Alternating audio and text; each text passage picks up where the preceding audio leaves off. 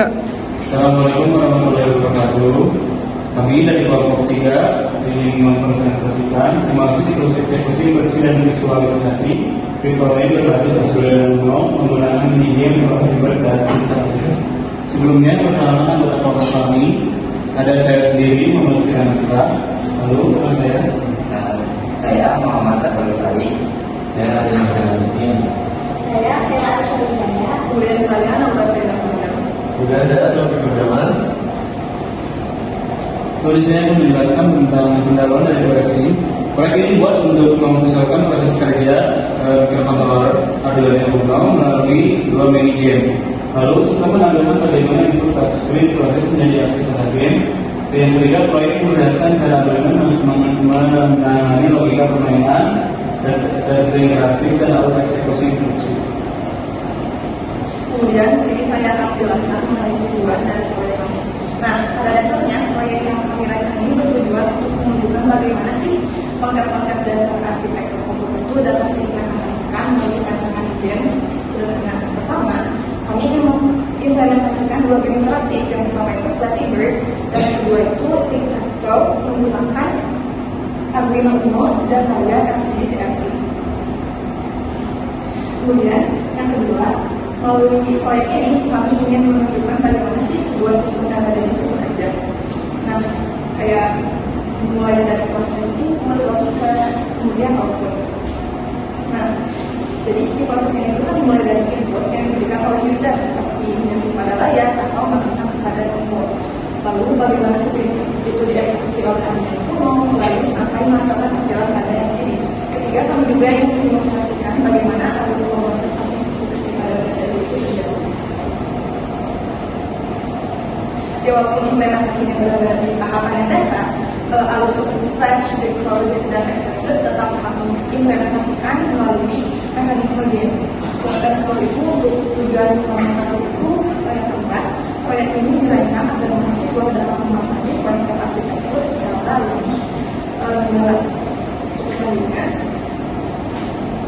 Selanjutnya, di sini saya akan membahas mengenai desain sistem dari proyek kami. Nah, di sini kami akan menjelaskan bagaimana sih setiap komponen itu akan menjadi satu kesatuan saling bekerja. Kemudian untuk komponen utama yang kami gunakan itu adalah Arduino Uno sebagai pusat pemroses yang letak. Nah, si Arduino Uno ini berperan sebagai chip ini yang menangani instruksi dari game. Selanjutnya, kami menggunakan layar TFT LCD sebagai output visual. Semua tampilan game seperti karakter, obstacle, hingga game pada kita selalu akan ditampilkan pada layar TFT LCD ini. Untuk inputnya, kami memiliki 2 opsi. Yang pertama itu touchscreen pada layar TFT sendiri, dan yang kedua tombol yang akan ditempel pada breadboard. Nah, untuk tombol pada breadboard ini digunakan sebagai alternatif input dan akan disambungkan menggunakan jumper ke Arduino yang digital Arduino. Nah, kemudian seluruh tombol itu mewakili aksi dari pemain, misalnya flag pada Flappy Bird atau memilih kotak pada Tic-Tac-Toe. Nah, seluruh komponen itu saling terhubung melalui komunikasi SPI dan digital sehingga membentuk sebuah alur proses, input proses, dan output.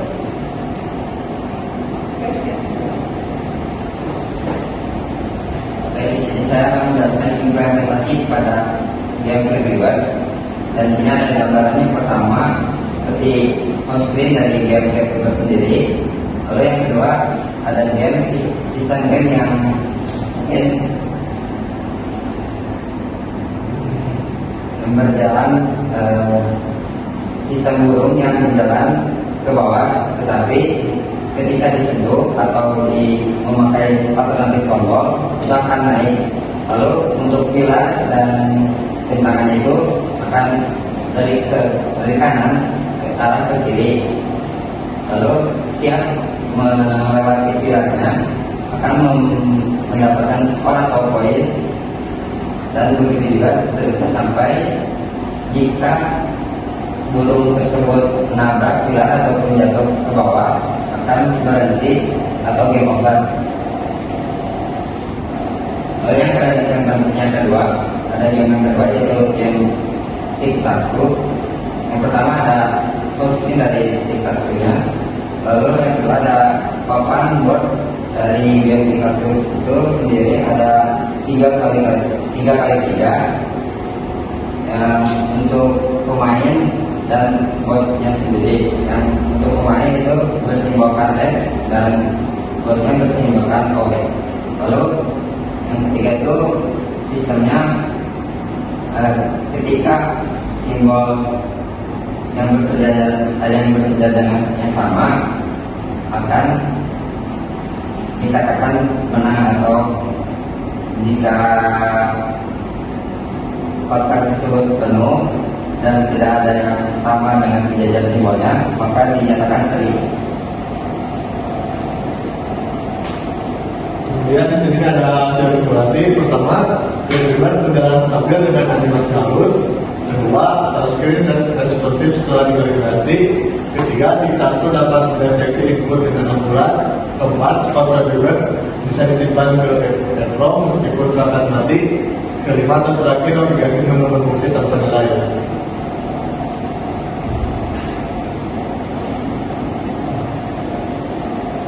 Terus selanjutnya di sini ada analisis sistem. Pertama, hardware ulang mampu menjalankan bagian walaupun memiliki keterbatasan memori dan kecepatan. Kedua, animasi terlibat tetap lancar dengan bebas dan blocking. Touchscreen dan buku kalibrasi agar akurat. Ketiga, struktur program modular membuat pengelolaan halaman game lebih mudah. Keempat atau terakhir, rendering dilakukan secara selektif untuk mengurangi nilai. Beberapa solusi yang kami gunakan itu yaitu ada menggunakan timer blocking agar animasi tidak patah-patah, melakukan kalibrasi touchscreen untuk memastikan akurasi, menggambar ulang hanya area yang berubah untuk menghemat proses, membagi program menjadi modul agar lebih mudah dikelola, serta menggunakan EEPROM sebagai penyimpanan skor permanen. Semua optimasi ini membuat sistem jauh lebih stabil dan menjadi responsif. Nah, kesimpulannya dari proyek ini kami bisa menyimpulkan bahwa Arduino Uno ternyata cukup mampu menjalankan dua game interaktif secara bersamaan dengan performa yang stabil. Sistem berhasil memproses input, menjalankan logika permainan, dan menampilkan tampil grafis secara real time. Selain itu, proyek ini juga membantu kami memahami bagaimana instruksi CPU dijalankan dan bagaimana sistem embedded bekerja sebagai situasi yang nyata. Baik, jadi ini yang terakhir adalah rencana pengembangan untuk proyek kami ke depannya. Jadi ada beberapa poin penting. Yang pertama adalah meningkatkan presisi touchscreen lalu kalibrasi ulang agar pemain pada saat koordinasi itu lebih mudah. Nah, selanjutnya ada menambahkan tombol fisik agar kontrol lebih stabil. Jadi tidak sama sebagai tombol terakhir. Jadi pemain bisa memainkan game itu tanpa mencet layar agar lebih enak juga mainnya. Selanjutnya membuat sistem bisa berjalan dengan baterai agar lebih portable. Lalu ada mengoptimalkan animasi supaya lebih halus dan dimungkinkan menambahkan mode permainan dan fitur tambahan. Terima kasih. Sekian dari kelompok 3. Assalamualaikum warahmatullahi wabarakatuh. Bismillahirrahmanirrahim. Assalamualaikum warahmatullahi wabarakatuh.